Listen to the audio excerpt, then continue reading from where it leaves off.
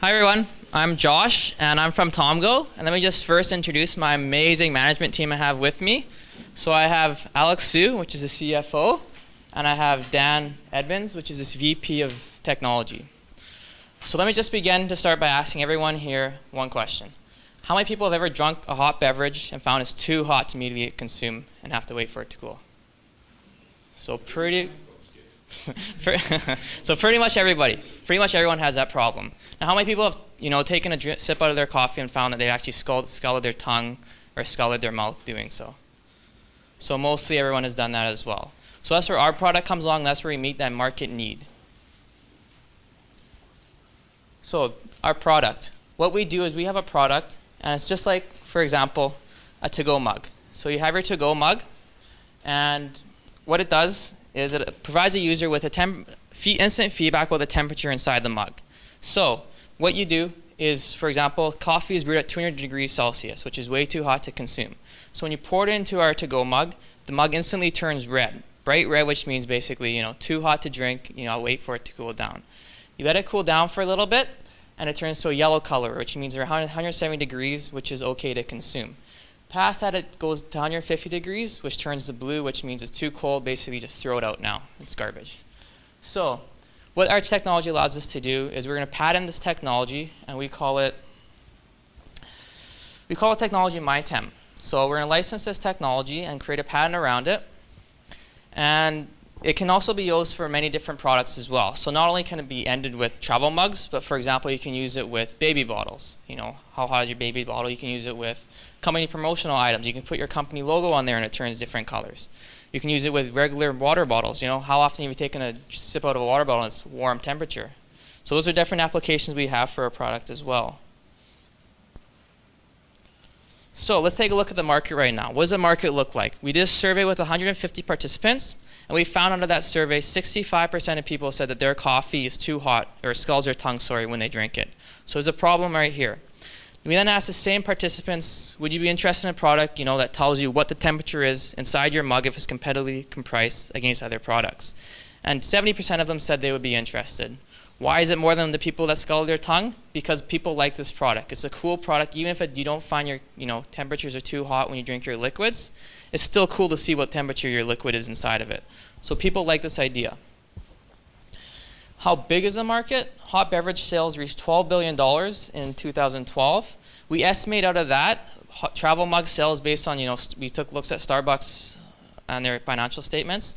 So we estimated that there's around $300 million in travel mug sales in North America each year. And there's also the trend towards going green. So governments, for example, Toronto wants to implement a tax, a 10-cent tax on every single paper cup you buy by 2010. So what that means is if you go to Starbucks every single day and you buy a cup of coffee, that translates into $36 you're paying a year just in tax. And who wants to pay tax? So we think there's going to be a big demand for travel mugs when this happens, when this tax comes in, especially as it goes into different provinces and different territories. So what do our competitors look like? Do people do this right now? Yes, there are people that do stuff similar to us, but not exactly like us. There's a coffee mug, not a travel mug, that turns from hot to cold when you put your beverage in there, but it's just a coffee mug and you can't take it with you. There's also a company called Brugo. They produce travel mugs which cool down the temperature of your liquid inside. So basically you put your hot liquid inside, it cools it down to your drinking temperature, and then once you have it down to your drinking temperature, you can drink it. The problem with there's a lot of flaws with this product.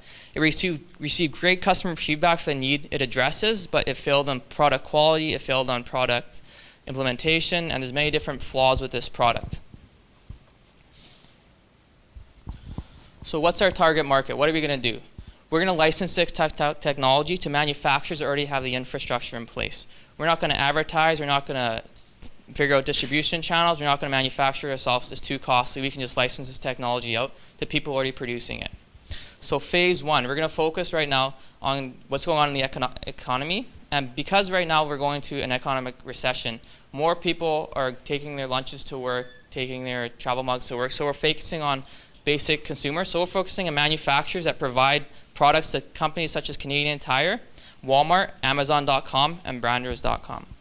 Phase 2, once the economy picks up, we'll start focusing on coffee shops, so Starbucks, Blends, and other coffee realtors, as we'll also put in the market for baby bottles. So Evenflow and Born Free are 2 bottle companies that we located. So what does the financials look like? We want to charge a licensing revenue of 50 cents per unit that we sell, which means that we need a break-even point of 700 units roughly, or 700,000 units to break even. Revenue is expected, we're going to sell, based on our estimates, we estimated that Canadian Tire sells roughly 13 million mugs just in Canada alone. Well, I guess in Canada alone. So there's also other retailers as well. We estimate we can sell 3 million licenses for this, which would bring in a revenue of 1.5 million. The capital we require 80%, right now our current equity structure, 80% of the company is held by the owners. We set aside 15% for employee stock options and 5% for the board. And what we're asking for is a $500,000 investment for 35% stake in the company. And we're looking at a 6 to 10 times estimated return on your investment. And what our exit strategy is, we're looking to sell this technology, sell our patent to companies such as Thermos, companies that would buy this technology and want to harvest it and have a competitive edge over other companies. And that's our presentation. Is there any questions?